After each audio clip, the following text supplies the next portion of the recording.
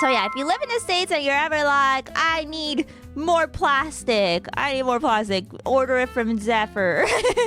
I know they might be doing Warhammer soon as well. They might be carrying Warhammer soon. But for now, they have a lot of Gunpla, Kamen Rider, Pokemon, and yeah, I guess the new 30-minute missions and 30-minute sister kits. And figures. Yeah. And I think they're going to be stocking TCG as well soon. They're cooking. They're cooking to fuel everyone's addiction. Zephyr is the goat in this chat. Hell yeah. But yes, my good friends over at Zephyr, please do support them if you're able to. Alright, let's get started on the video. Alright, here we go. Gundam fans, intro to Warhammer models. Again, I needed this video when I first got into Warhammer because I was coming from Gundam. So let's see if maybe I'll learn something new that I haven't yet, you know? Hello, my fellow mobile suit savants. It goes without saying that the Gundam series has had a massive effect on the world of mecha, with its franchise spanning across multiple anime, manga, video games, stage plays, GameCubes, and of course, model kits. Wait, I need to see. You know, earlier when I was like stage plays, pausing the video, I didn't see that sick looking Char GameCube.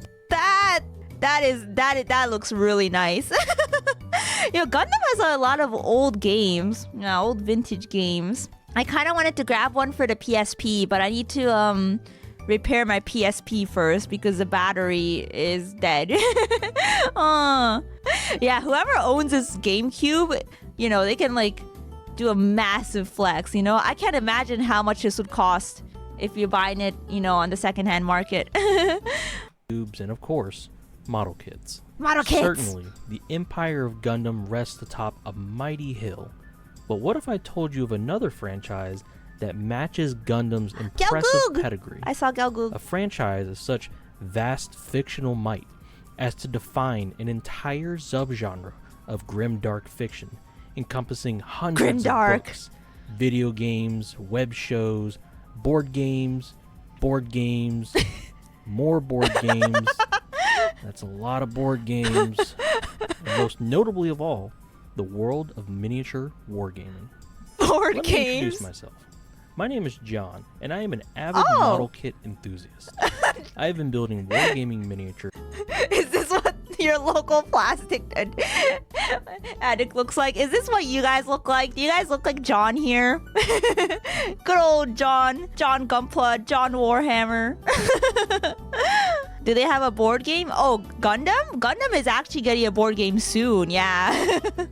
But Warhammer has always been, I think, a board game. Or in multimedia. I can't just say board game because, you know, it has books and stuff too.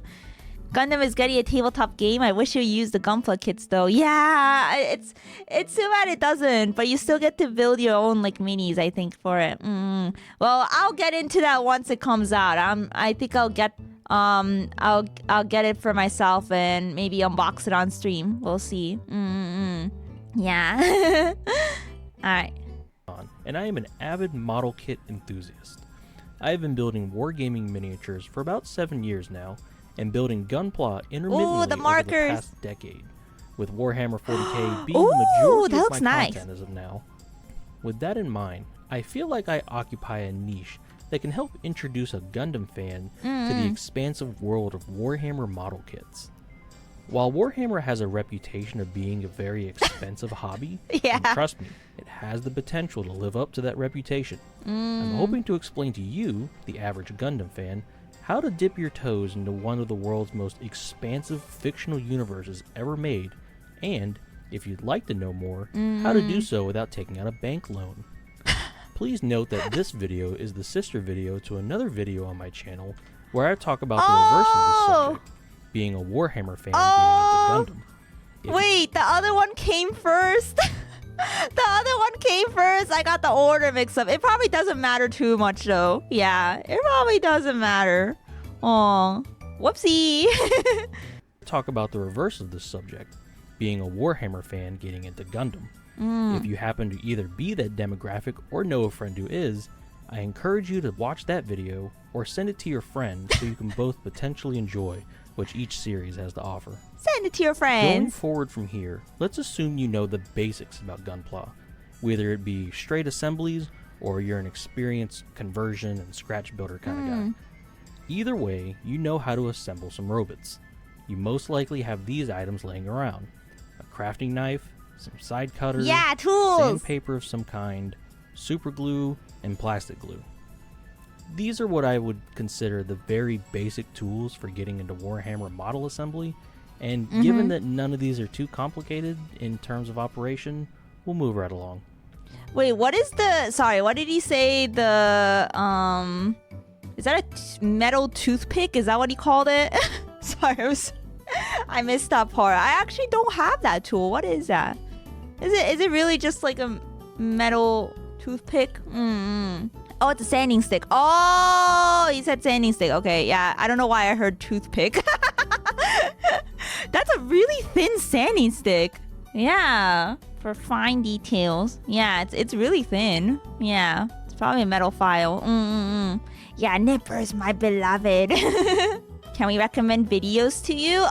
Even if you recommend it to me here, I'm not gonna remember. So if you wanna go into my Discord and send it in my stream suggestions channel, it's at the bottom of my Discord server. If you scroll to the bottom, yeah, that'll be the best place, because otherwise I'm not gonna remember. Yeah, or leave it in even in the comment section for the VOD of this stream. Yeah. I do have a Discord. Yeah, you can find all my links, everything, all my links. It's pinned, right now in chat, and also the QR code above my head. Yeah. All right. Anyway, these are the basic Warhammer tools. Some are Gunpla adjacent. Models, it's important to know the basics of Warhammer's history and lore to better inform you before you start making any major purchases. If you'd like to simply skip straight to playing and building models, please use the time codes to skip to where you'd like to be. But if you're completely new to Warhammer, I recommend sticking around. What is Warhammer? I still ask myself this sometimes. I'm still like, what exactly is Warhammer? I just think of it as a multimedia thing, right? Yeah. Warhammer is the brainchild of Games Workshop, the roots of it extending all the way back to 1983 with Warhammer Fantasy Battles. In 1987, a science fiction variant called Warhammer 40,000 Rogue Trader was released, which would... Yeah, that's the current... I guess... Wait, this art looks so old. I was gonna say, look at all those vintage nerds in the background. It's funny. But yeah, the current most new one is not Warhammer 40k though, right? I was gonna say what's popular is Warhammer 40k, but I think there's even newer ones. Variant called Warhammer 40,000 Rogue Trader was released, which would go on to become the expansive Warhammer 40k that it is today. Rogue Trader is in 2015. Different. Games Workshop announced that the long-lived Warhammer Fantasy Battles setting would no longer be supported, with an event known as the End Times ushering their new fantasy setting, Age of Sigmar. This was a pretty controversial move that ended up splitting the Warhammer fans into three major groups. Warhammer 40k and Age of Sigmar are now the currently populated and supported games, with Fantasy Battle being alive in smaller circles. Warhammer Fantasy Battle is also the setting for more of the popular Warhammer games, like the Total War Warhammer series and Warhammer Vermintide. What is this? Yeah, I know nothing about Age of Sigmar. I do see the kits around though. When I go to Games Workshop's website, I see a lot of Age of Sigmar stuff. I don't know any fantasy either. Still need to watch a video on that. Yeah, I really only know 40k, so I wonder how the lore compares and stuff. Yeah, what is Vermintide? Sigmar males. Warhammer, Age of Sigmar males. The Warhammer universe is known for a truly massive amount of lore, fiction, and world building. I know. Being one of the most popular fictional universes due to the overwhelming amount of media within the franchise. You may hear the phrase grimdark a lot when talking about Warhammer. The grim of which the dark. is the major essence of the Warhammer franchise. The dark of the grim. The worlds are bleak. Factions are bloodthirsty and petty. The world is decaying or stagnant at best. The factions that aren't mindless automaton or enslaved are replete with ignorance and ready to go to war at the drop of a dime. This is a franchise where genuinely good people are few and far between, with every faction having blood on their hands.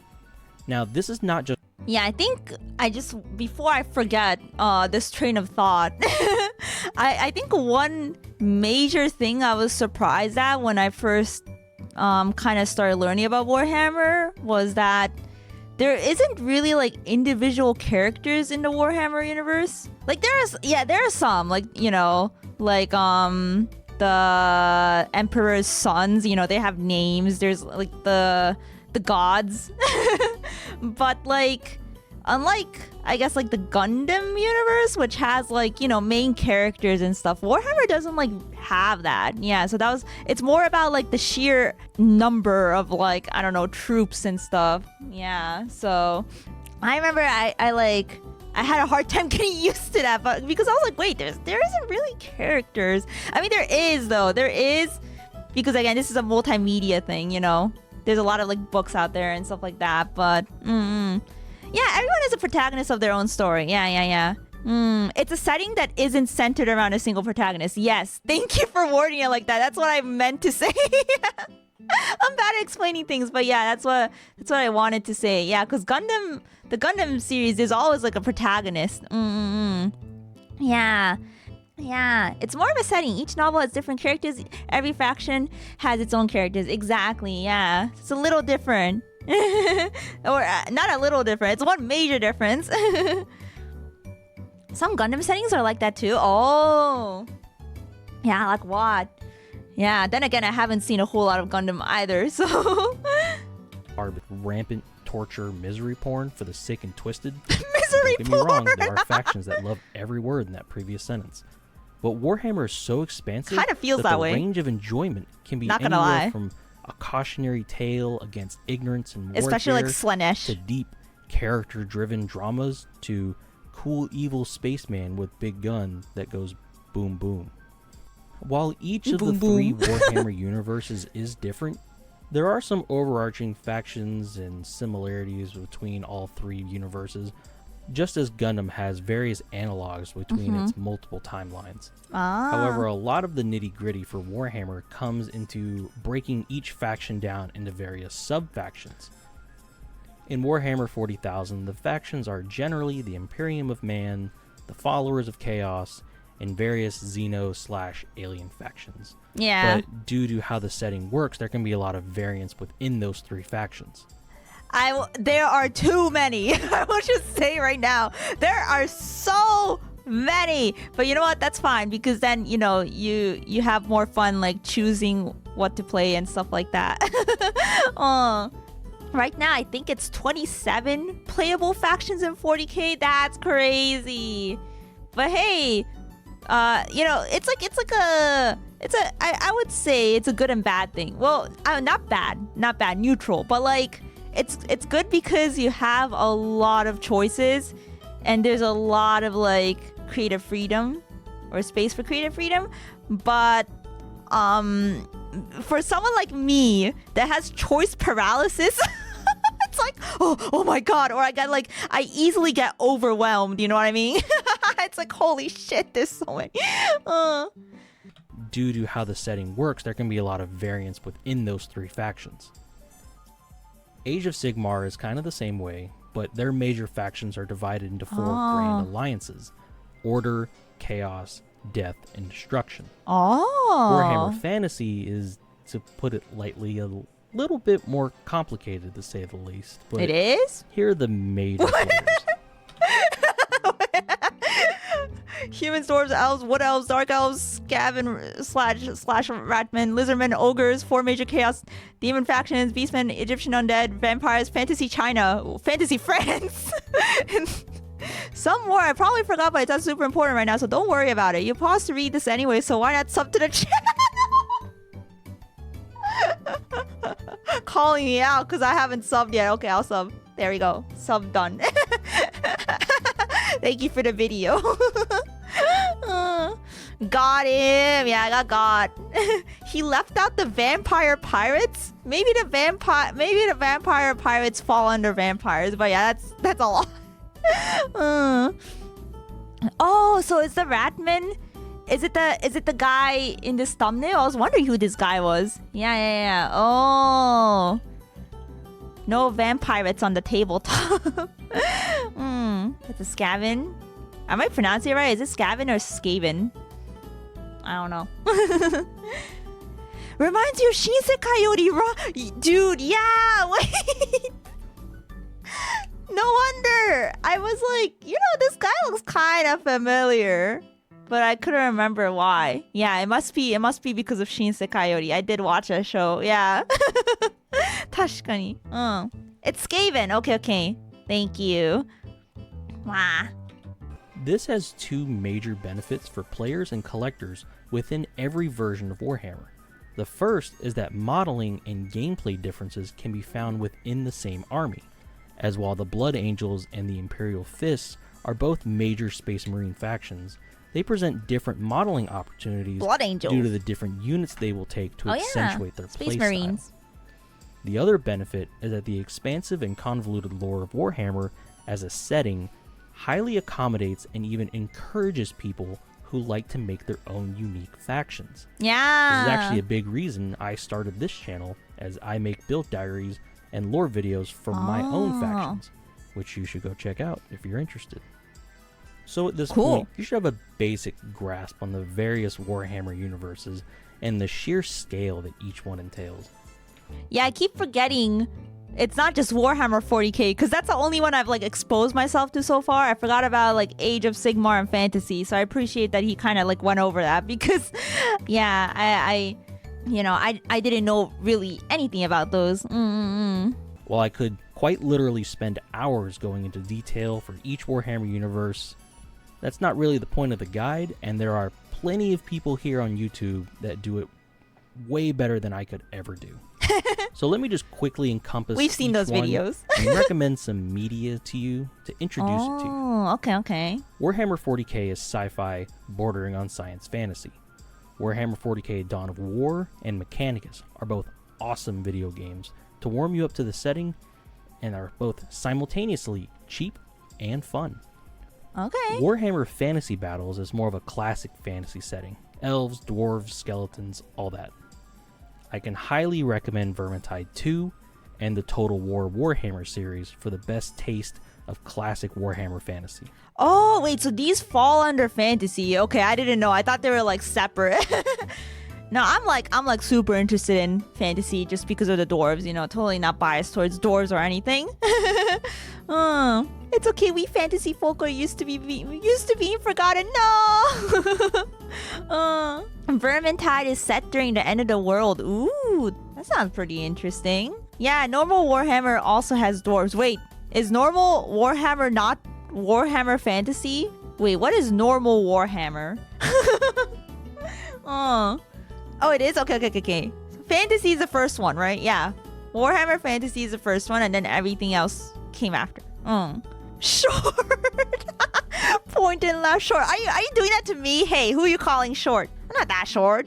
I'm taller than a dwarf, guys. I think we went over this. Dwarves are shorter than me.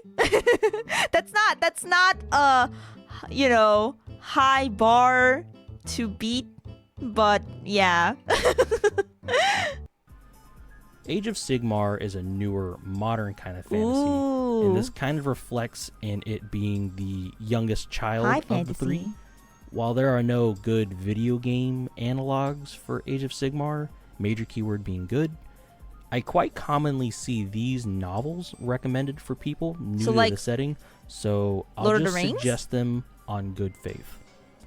Regardless of which branch of Warhammer... When I think high fantasy, I think Lord of the Rings. Is Lord of the Rings high fantasy, right? I don't know. Does it count as high fantasy? Where you end up drifting to, you'll find that Gundam and Warhammer are both very similar in the fact that each is a conglomerate of 4 decades of media that one could spend months or years trying to work through. Yeah, it is a lot. Unlike Gunpla, where the majority of people watch an anime, build a model kit of a mobile suit they like, and display it somewhere, Warhammer is known for its appeal as a war game, which brings us to our next section. Ooh, tabletop! Tabletop! Let's go! The essence of a war game is simple. It is a game about war. A number of players, usually two... A game about war? No way! A war game means a game about a war, huh? High fantasy is very much emphasis on magic and gods and all that. Game of Thrones is low fantasy. Oh, wait, that's easy to remember. I see. Yeah. Yeah, and a hammer. Yeah, can't forget the hammer. It is a game about war. A number of players, usually 2 to 4, agree to meet somewhere and play a game of Warhammer with the models they've created and hopefully painted. This is usually done. Wait, I thought it was 2-player only. You could play with 4. Oh, okay. I think the videos I watched were only like 2 players. That's probably why I misunderstood. Warhammer with the models they've created and hopefully painted. This is usually done at a friend's house or a local tabletop game store, or in my case never, because I don't get to play games. I'm not mad. What are you talking about? The basic flow of the war game goes like this. First, you build and paint your models in accordance with your rulebook. These rulebooks can vary in name, but are generally the go-to source for your faction's rules and lore. I really like the kind of, like, the miniatures are cute, but I really like the whole setting on top of this mat that's going on. Like, they've got a lot of architecture and, like, the vehicles. Adds a lot to it. From there, you and your opponent set up a table. A usual table for Warhammer consists of line-of-sight blocking terrain, either handmade or assembled from a kit, that both players can use for tactical advantages or to take cover. From there, you deploy your troops and play the game, which generally consists of strategic movement of your units and dice rolls resolving attacks. While both players will generally try to play towards the mission objective, be it a certain task or holding a certain battlefield asset, the context behind the battles is where a lot of the excitement can be found. Maybe your forces are desperately trying to retake a key position in a shadow op, or maybe old rivals duel once again amidst a hail of enemy gunfire. So where does that story come from, though? Like, do you just come up with it? Like, is it like kind of like D&D where you like kind of come up with a basic setting and then like play tabletop based around it? Regardless, players are encouraged to invest themselves in the narrative storytelling of the game to get the most out of the experience. And that's the general workflow. You build your models, you play the game, and you get way into it. So, that sounds cool. Where do you start? Yeah. Oh, you make your own narrative. Yeah. You have narrative campaign books by GW. Okay. Like D&D, yes. Now that I'm listening with headphones, I'm like 85% sure that background music in the videos from Castlevania Symphony of the Night. I wouldn't be surprised. Videos like this oftentimes use a lot of like game soundtracks in the background. Castlevania. No, I didn't recognize the track. I know a couple other Castlevania tracks, but yeah, they're all very cool sounding. Yeah, we appreciate game BGM. There are also campaign books that have existing storylines that you can play into. Okay, that's nice that like if you can't really come up with something, like there's stuff that you could like borrow. Yeah, that's cool. Yeah, game OSTs are always so slept on. They are. The game and you get way into it. So, that sounds cool. Where do you start? Where do you start? Oh no, not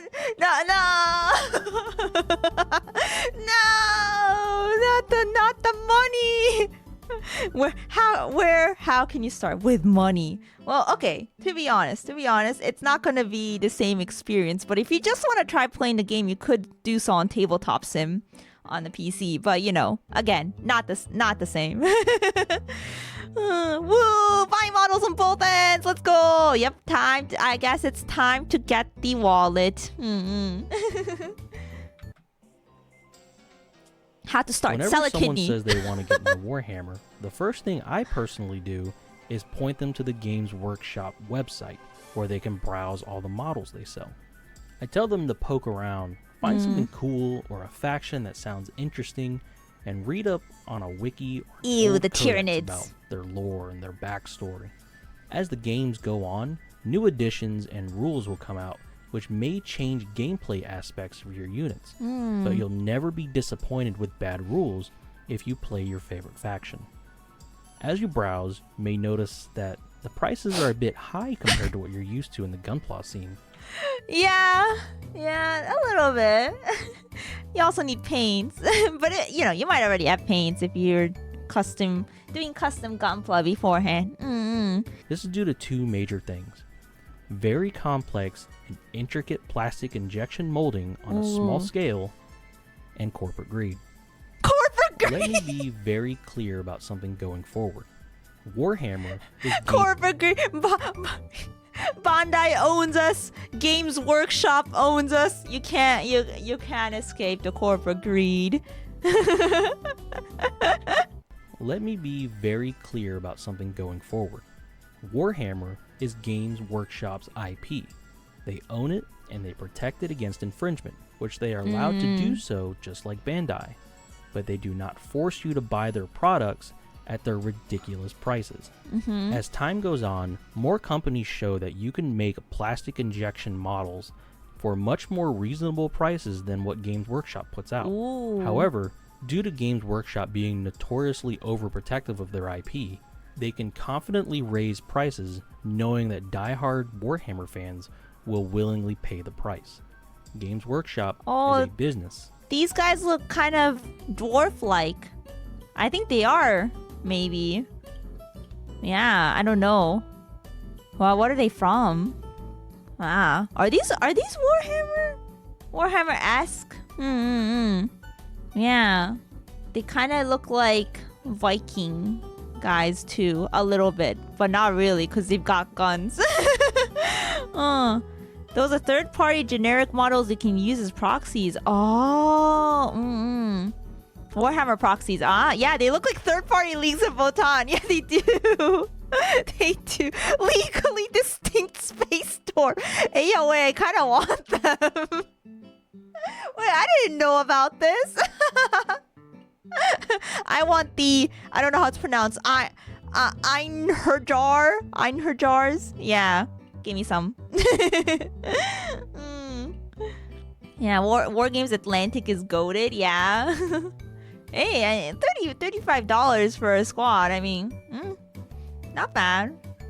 I bet the J is pronounced like a Y here. Yeah, you're probably right.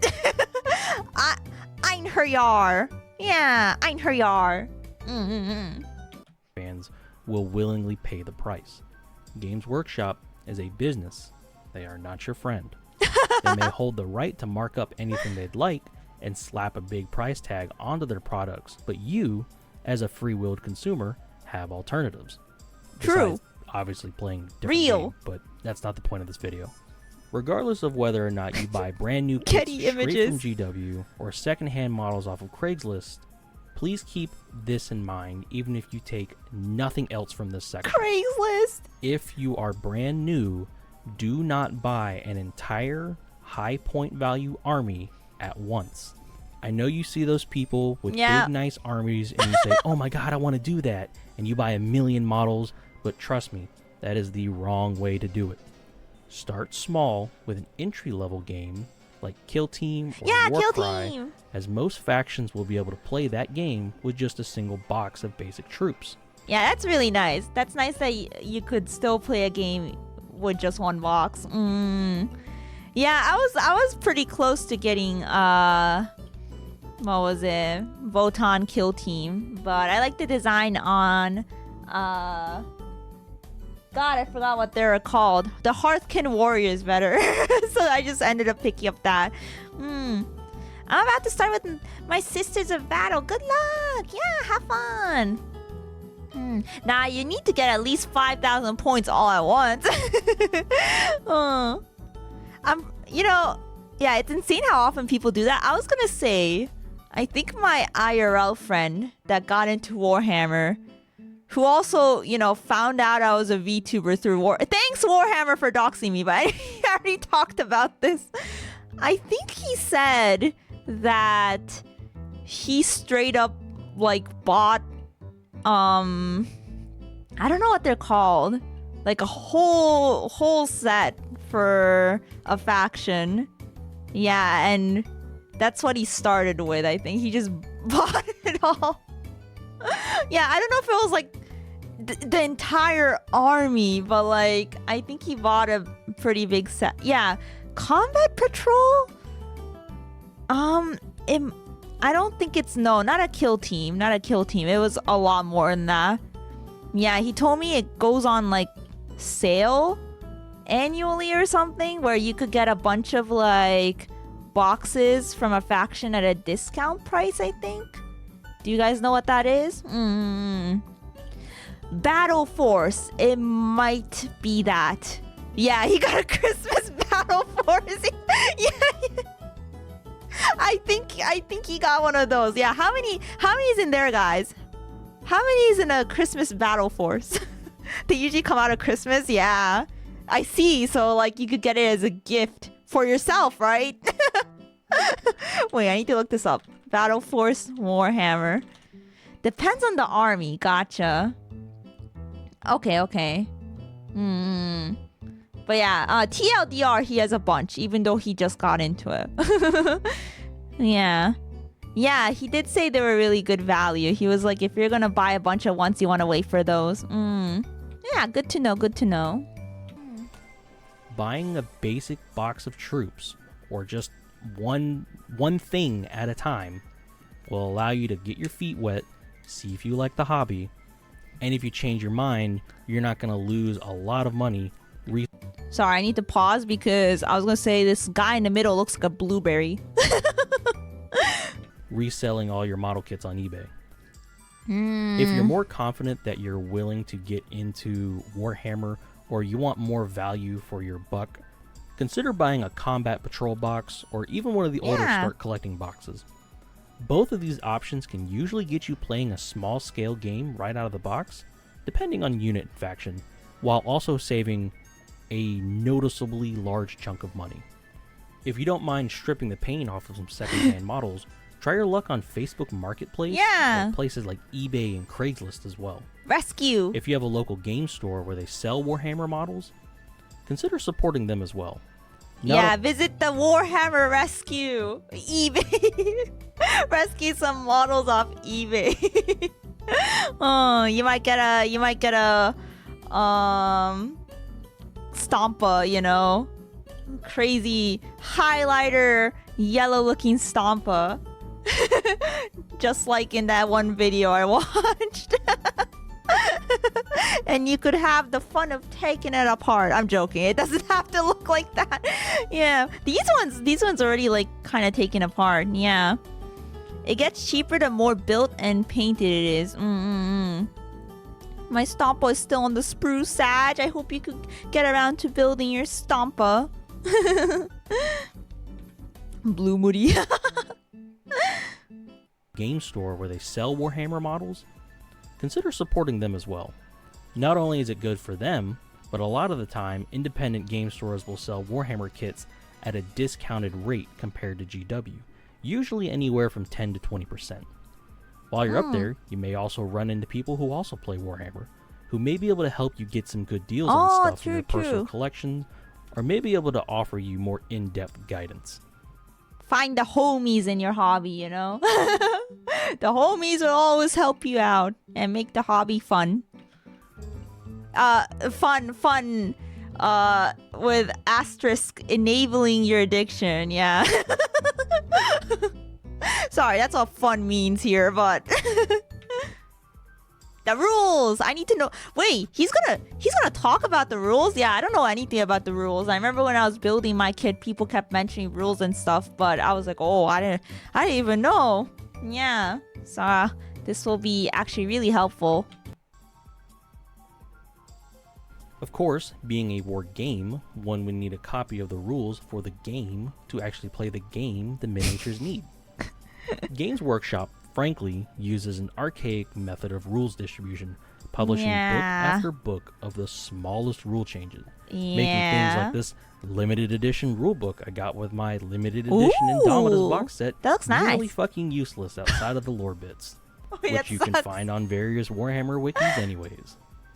But at least it looks cool. No! If you really like having a physical book in your hands, which, yeah, I get it, you'll be looking to get a physical codex or a battle tome, which will set you back usually about $40.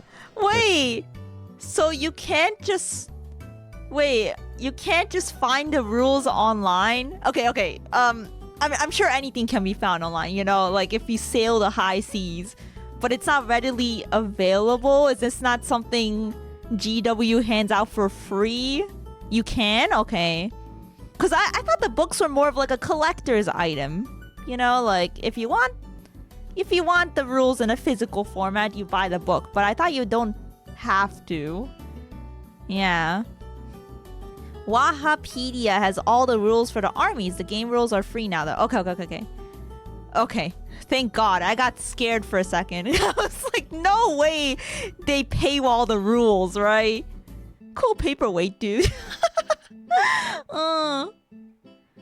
If you play the way GW wants you, corporate greed method, you buy the physical books and pay for the subscription for the app for all your rules. That's crazy. The rules are basically the game, so if you think of it that way, they're selling you the game. The kits weren't enough. The basic rules are free, the army rules are not. What? Huh. Interesting. They update the rules entirely too often. Yeah, they should just make it a digital thing, which you guys did say there was an app, but it's subscription walled. Bang. If you're smart, or you just want to save some money, consider some alternatives. Battlescribe is the most popular app for both desktop and mobile that allows you to build army lists with the rules and unit point values either up to date or usually up to date within a week or two of a new release. There's also an official Warhammer app that updates rules and points values near instantly on releases and also features an army builder, but it's a paid subscription and from what I've heard, a buggy mess. Dude, subscriptions are so evil. I know it's so unavoidable in today's day and age because of corporate greed, but they're so evil. You guys should totally sub to my channel, by the way, and get membership. Yeah. Not corporate greed, trust. Yeah. Yeah, trust VTubers over corporations. Got it. Yeah, I totally don't work for a corporation or anything. Yeah, subscriptions are evil unless it's to Emuri's channel. They're evil unless they're for your Oshi. Yeah. See, Warhammer, right? Games Workshop they won't personally thank you if you buy their subscription, but I will personally thank you. Yeah. Oh my gosh. Anyway. Alright, back to the video. I've been just laughing. But it's a paid subscription, and from what I've heard, a buggy mess. There are also some Russian sites that you can easily find with a Google search with every rule from every book on them. Ooh, They're Russian easy to sites. find, but I won't link them in the description here just in case. They've been taken down before, but legendary Russian endurance and blatant disregard for copyright laws sees them rise from the ashes within a few days anyways. And don't get me wrong, the codexes and the battle tomes have loads of great lore, little story tidbits. These sharks are pretty cool. Codexes and the battle... Wait, yeah, fish. Wait, there's fish. Wait, what is this? I like the fish. Yeah. Idoneth Deepkin. Oh. Idoneth Deepkin. Interesting. Underwater sea elves. Ooh. Anyway, you're going to love Age of Sigmar? Maybe I think I'm missing out. Yeah. Maybe. Big turtle and sharks. Wait, that's so cool though. I like that aesthetic. Tomes have loads of great lore. Look at that. Story tidbits, nice artwork, and obviously the rules, but personally I can't justify the $40 price tag for a bunch of rules that they could arbitrarily change at any time. Those look so good. Wait, that looks insane. What the heck? Whoa, look at... What? The water? That's water, right? The detail is crazy. 細か. めっちゃ細か. Emuri dayon. Am I interrupting? Well, too bad.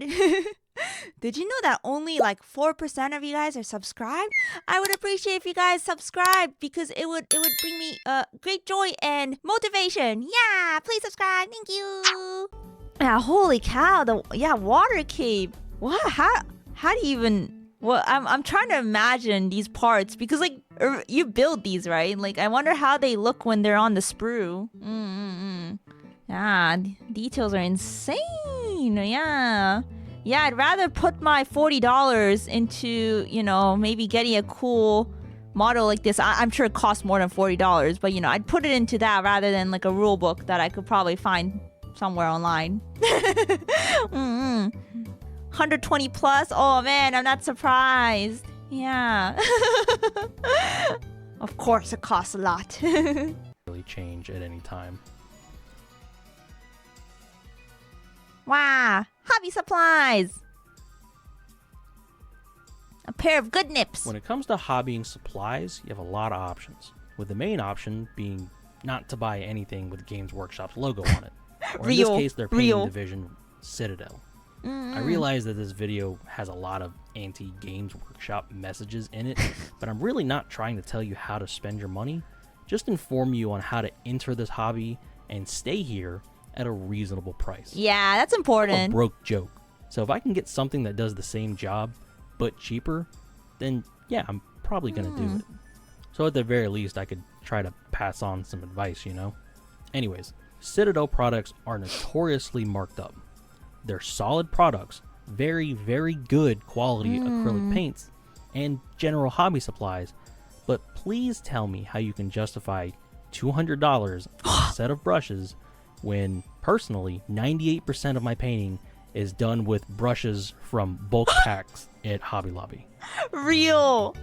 Wait, what? I didn't know they sold them for that much. Yeah, I always like thought of Citadel as like, you know, they have the paints.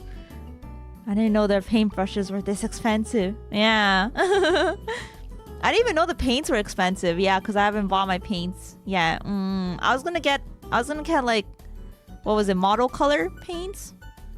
What brand is that? Is it just... Oh, Vallejo?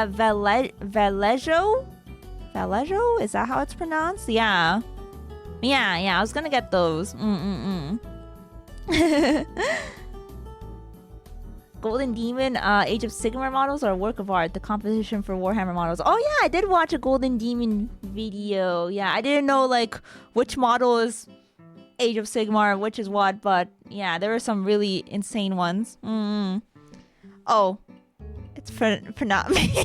Not again. Not the J. Oh my gosh, not again. It's pronounced like an H. Oh my god.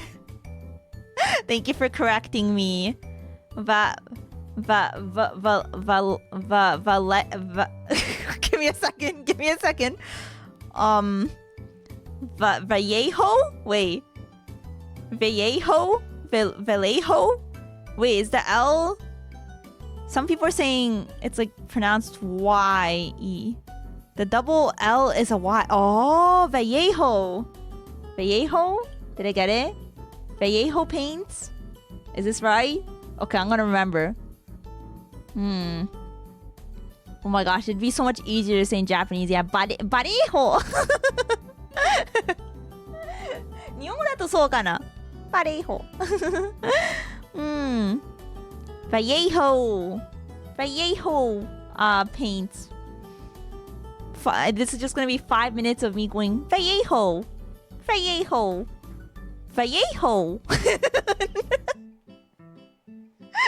Like those language learning videos. It's like, repeat after me. Vallejo. Vallejo. Vallejo. Vallejo. Vallejo. Okay, I think I got it now. My painting is done with brushes from bulk packs at Hobby Lobby. I'm really not the greatest model builder. I need that bulk but pack. I can assure you that $35 clippers cut just as well as my $18 Tamiya cutters. You most likely have clippers and sandpaper already, so just get a solid set of natural hair brushes, maybe 1 or 2 good quality detail brushes, and you'll be set for the majority of your painting. Yeah, that's what everyone says. You can find says. paintbrush packs and single higher quality brushes at most arts and craft stores like Hobby Lobby and Michael's. Even Walmart brushes will work fine. Maybe not for fine details.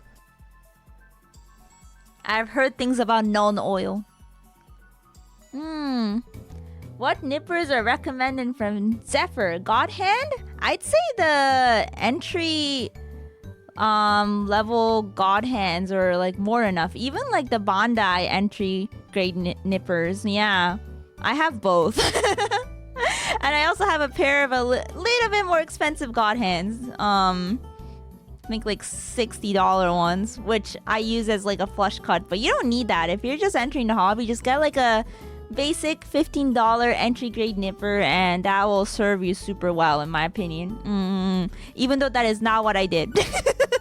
But after using the tools, I am pretty sure that's all you need, because I have built a couple kits, not on stream, but I just used like an entry grade Bandai pair of nippers for those. So yeah, bolt cutters. Ah yes, of course. Bolt cutters, of course. Yeah, get like the 24-inch ones, you know.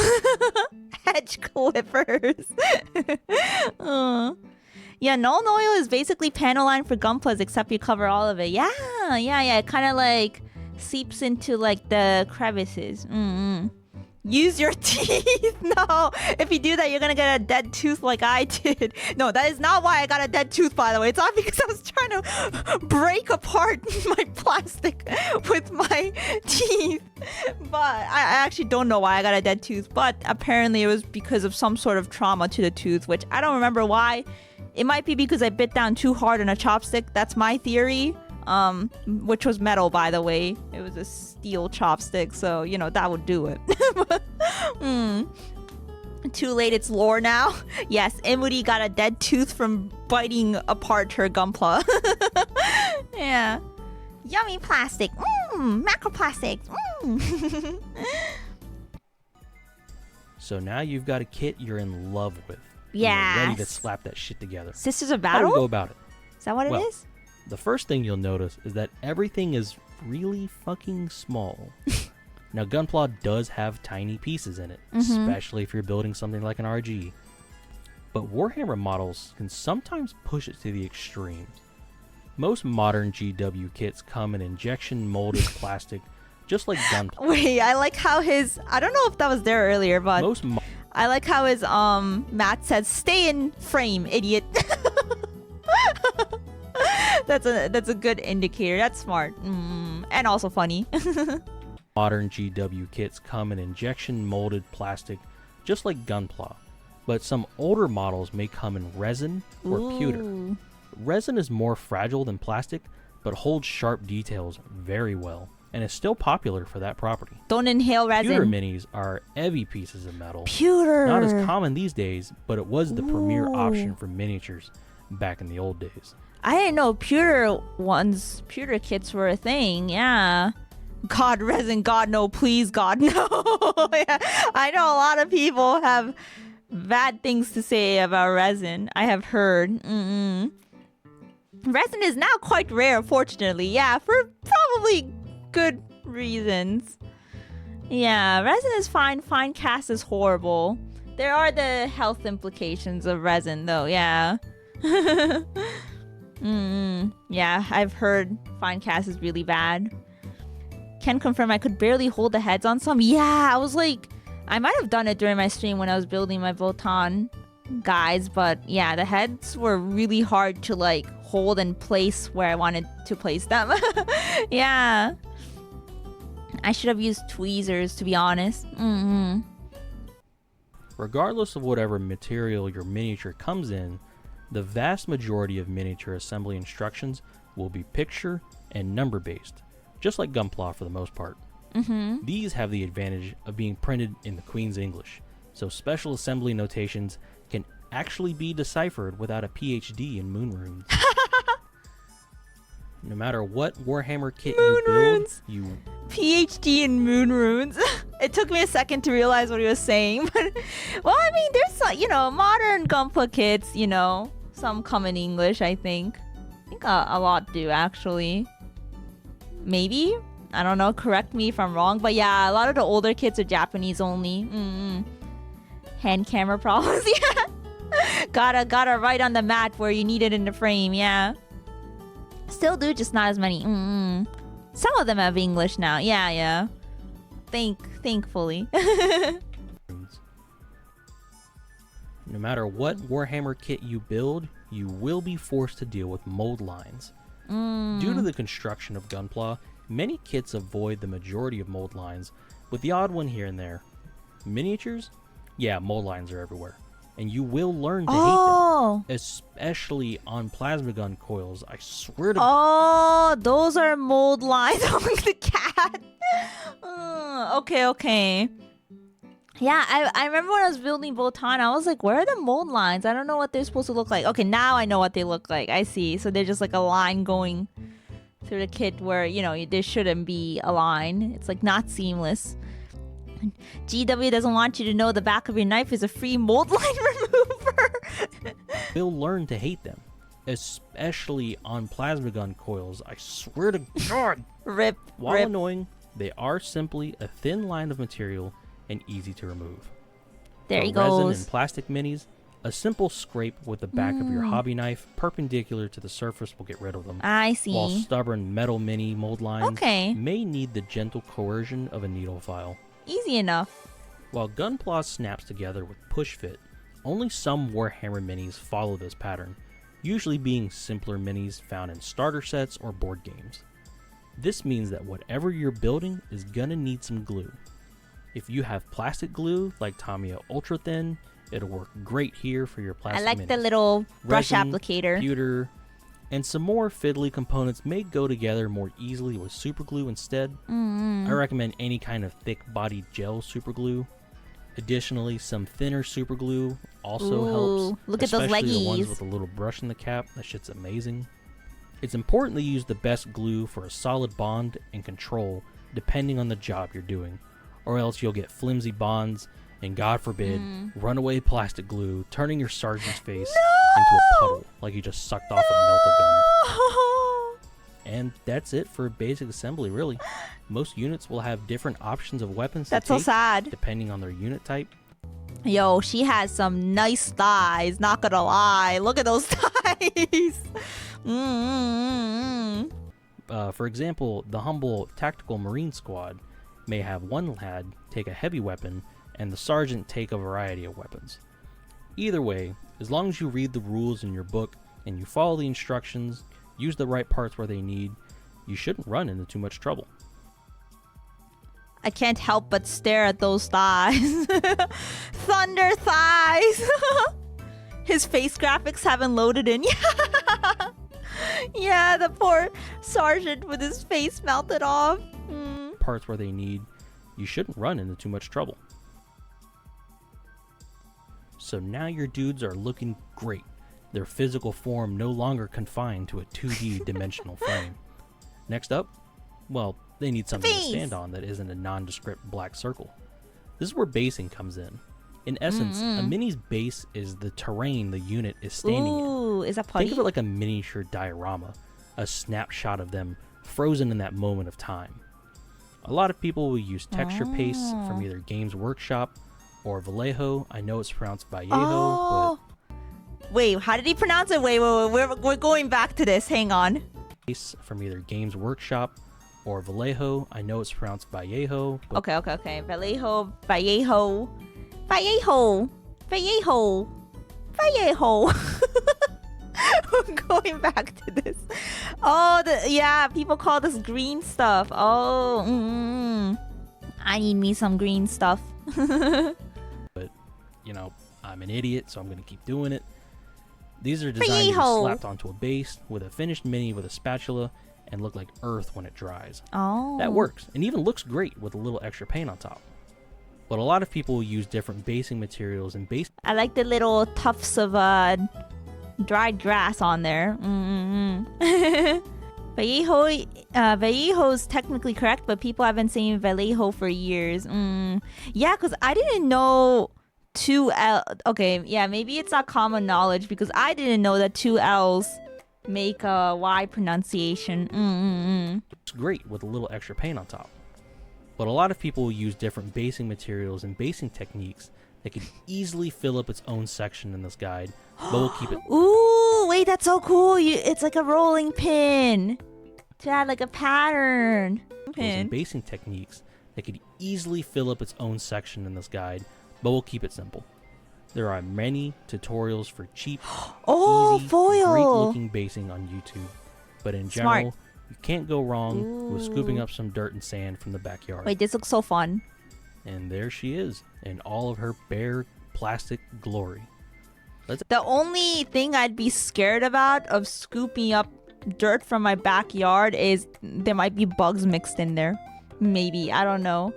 I think, oh my god, tangent time. But when I was younger, I used to pick up acorns from, outside. I really liked collecting acorns, and I'd put them into a Ziploc bag and bring them home. And then Hiragi Mama was like, don't do that. There might be bugs in them. Before you know it, you're gonna be like growing a whole like bug infestation in that Ziploc bag. And I was like, wait. I was like, I do not like the sound of that. So, yeah. Then I stopped doing it. Yeah, exactly. The fear of getting jump scared by a bug. Yeah, so then I stopped collecting acorns. Sad. Free Tyranids? No! Yeah, it didn't happen. It didn't happen to me, but she warned me that it may happen, so... Yeah. Don't the sediments that are sold or sterilized, the dirt on your backyard will have microbes. Yeah. Nah. I fear the dinos in my house. Oh yeah, the aquarium aisle at the pet store is great for basing materials. True, yeah. I used to have a pet hermit crab or multiple pet hermit crabs, so oftentimes like I'd buy like little pebbles for their like cage / tank and stuff. Yeah. Very cute. Yeah, this looks like a nice base. And there she is, in all of her bare plastic glory. No, I don't want free Tyranids. Let's add some color. No, ew. Painting time. Before I get into a tangent about paints, I'm going to touch on primers really quickly. Just like in Gunpla, handling a painted model with no primer underneath its paint will quickly erode and wear through that paint job. Yeah. A layer of primer will greatly enhance the lifespan of your paint job, while also giving your paint a durable surface to stick to. So with this lady all primed up, let's talk about paints and painting. Primer is important for anything. Even for makeup. And today, I made sure to get a base coat when I was shopping for nail polish with Nori for tomorrow's stream. Base coat, primer, important. Citadel paints are generally and genuinely solid acrylic paints, but once again, they're quite marked up. While specialist paints like their new contrast line are indeed very good, especially for new painters.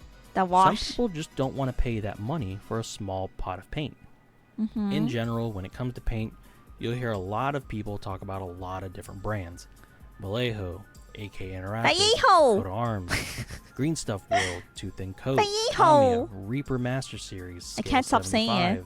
There are a lot of paint brands. Vallejo. And each one of them has their own properties for doing different things. Now, do you need to buy 900 different brands of 900 different kinds of paints? No. My personal suggestion is this Vallejo Paints starter set right here. Wait, yeah, if you're gonna be painting yellow and black, isn't it better to put down the yellow for? Actually, no. Either way, the yellow might be tinted into green. Yeah, it's difficult when working with yellow and black.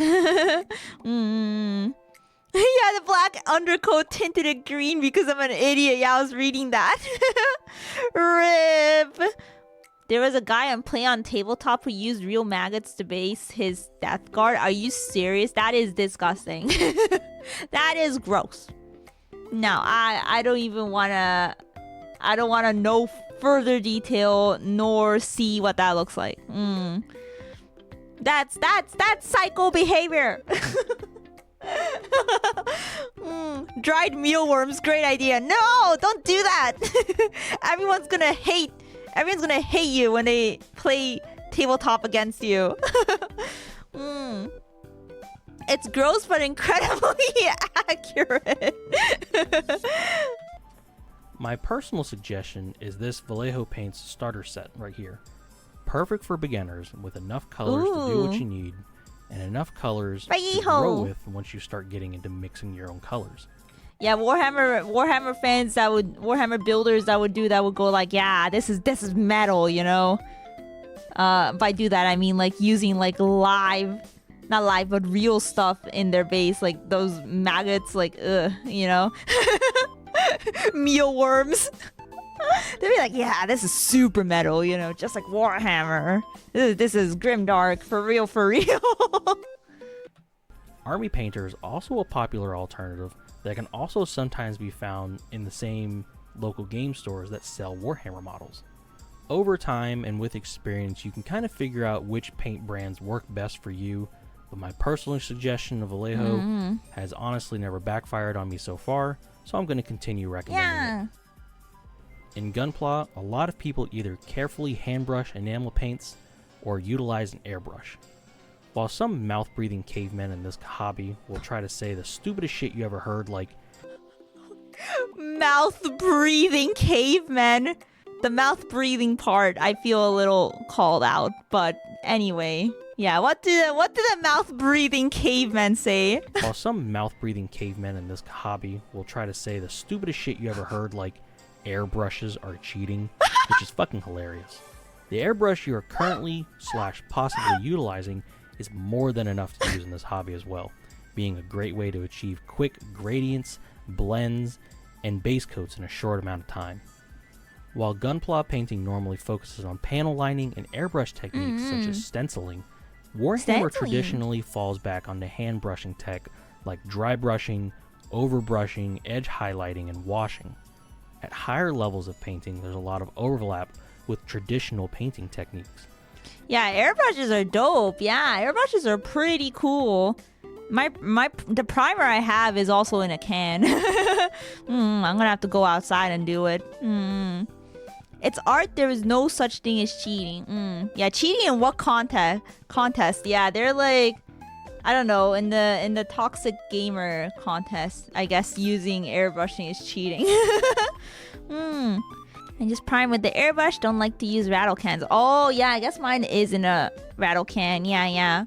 I have an airbrush kit, but it's for markers. Some armies really want you to have airbrushes, especially Tau. Yeah. As you see here, pill bottles and blue tack make a great cheap painting handle. Oh wait, I didn't even realize that was a pill bottle. You're right. Yeah.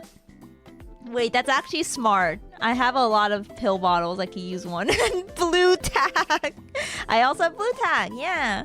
Emuri dayon. Did you know that the clips here are all taken from my streams? So if you'd like to catch me real time or see everything, be sure to subscribe to my main channel. Please and thank you. Now sit back and enjoy the rest of the video. You'll see many competition level painters talk about color theory, composition, volumetric lighting, stippling, I don't know any of that. Freehanding, object source lighting, and other weird shit. There's a lot of ways to paint a mini, and you paint them however you want. Just please paint your goddamn minis. Oh no, I feel called out. Guys, I gotta paint my goddamn minis. I can't let them sit on the shelf, remaining gray forever. Moody poppin' pills. Well, you know, it's funny you say that. I've got a nice fancy pill bottle on my desk. It doesn't actually have pills in it. It has candy, but it's my 13 Sentinels merch I got in Japan. Yeah, the Menhera meds. I'm shaking the bottle. Menhera meds bottle. I can use that. Do you have a favorite Warhammer faction? Votan! Yeah, so far Votan. That's the minis I bought too. For my first ones. Nano machines, yeah! I got my nano machines. Just please paint your goddamn minis. A paint job with effort shows everyone you care about your minis. Gray plastic is the uniform for the slothful or flavor of the month meta chasers. And god damn it, I don't want you people to be like that. So please paint the minis. And the paint job this is the most emotionally charged he's sounded this entire video. Please paint your goddamn minis. Where you want it, I suggest adding a layer of varnish. Not only does this protect the paint job as you're handling it, but properly matching a matte or gloss varnish to that's materials looking really nice. Can help give it a bit more realism. Ooh. Just like a lot of gunpla builders use matte varnish to make gunpla look less like, you know, plastic model kits and more like robots. Personally, I use Tester's matte varnish spray, or dull coat as they call it. I wouldn't know. But as gunpla builders, if you have something like Mr. Hobby varnishes, or honestly like Rust-Oleum or Krylon sprays, or something you can throw in an airbrush, you'll be fine. Yeah, he says gunpla builders, and then he starts talking about like varnish, and I'm like, oh, I don't do that. I'm still a gunpla builder noob. Yeah, I really liked his scheme. Wait, let me go back and look at it. Maybe he'll show it in an outro, but anyways. Yeah, it's all the armor is all, you know, metal colored, but I really like how like the other colors pop. Yeah, it looks really nice. I like the way he painted too. Oh, this side view is really nice. Damn, now I want to watch more of his like building / painting videos. Yeah. Yeah, that's a clean paint scheme. I know he was like, I don't know, I think he sounded a bit upset that the yellow and black kind of mixed together a bit to create a greenish color, but I don't really notice it. It looks like yellow and black to me. Yeah, that's a nice looking sister battle. Yeah. Alright, outro. We have made it.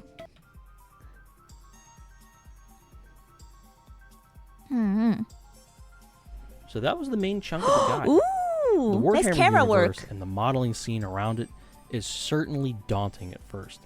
And while this guide wasn't intended to be a very in-depth guide to starting the hobby, I hope this video has either sparked interest in the hobby for you, or given you a bit of guidance as to how to enjoy Warhammer. Who is that? What gunpla is that? It's gunpla, right? Nice size comparison. Also, yeah, her thighs though, those thighs looking nice. Especially from the side view, yeah. Oh, Grimoire from Reconquista and G. Dude, I was gonna watch that next, actually. Yeah. G-Reco. Wait, yeah. I know a lot of people say it's like super underrated Gundam. I've been really interested in watching that next. Yeah, I was gonna watch G-Reco next. I don't know why I decided that it was gonna be G-Reco next. But I don't know, it just caught my eye. G-Reco, and also I was gonna go back and watch the original Gundam. Yeah. Who's trolling you? What? I don't know, I saw like the art style and I was like, I like the character designs. You know, it reminds me of Eureka 7. So I was like, hey yo, I'm interested. Modeling scene around it is certainly daunting at first. And while this guide wasn't intended to be a very in-depth guide to starting the hobby, I hope this video has either sparked interest in the hobby for you, or given you a bit of guidance as to how to enjoy Warhammer, without spending your The life savings grimoire. on it. If this video helped you out, consider sending it to someone else who's also curious about wargaming. If you I like think it the helped them orb out. on If his you do head. decide to get into Warhammer, Wait, it's so satisfy my cute. curiosity. Leave a comment down there and tell me which one you ended up going into. Wait, that's so cute. He's holding up the. He's holding up the Sisters of Battle. I personally am more of a 40k guy, but I do very much enjoy Warhammer Fantasy. Cute. Just not, I don't build an army for it or anything. He looks like a Zugok, but different. The Grimoire? Yeah. Wait, sorry, not Zugok. He looks like a Gog. Yeah, sorry. He looks like a Gog, but like they replace his head with something else. Thank you for watching, and have a great day. Yay! Good video! Thank you, Lich's Laboratory, for that guide. It was actually really, really informative. I had fun.